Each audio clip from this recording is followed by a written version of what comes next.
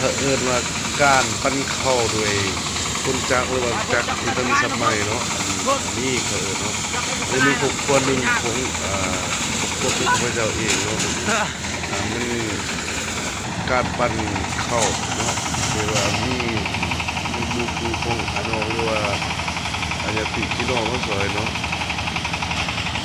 เพื่อให้อันนี้นะเขาเอิ้นเอาความสามัคคีของมวลชนเนาะหรือว่า โอ้เจ๋งโค้งบรรดาไอ้น้องเนาะนี่คือการปั้นข้าวปั้นแล้วจะใส่ซอบเนาะใส่ซอบแล้วแต่ว่าปีนี้ปี2018-19นี้ข้าพเจ้าได้20ปลายสอบซื้อเนาะบ่คือแต่ละปีนี้มันบ่ได้หลายเนาะปีกายปีซื่นได้หลายกว่านี้ว่าซั่น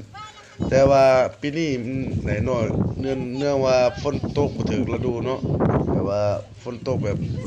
บางมื้อก็ตกบางมื้อก็บ่ในฤดูนั้นว่าซั่นน่ะนี่แม่นข้าพเจ้าแบบพักผ่อนนะเนาะนี่ไงแล้วปั่นมีแต่ว่าใส่ซอบแล้ว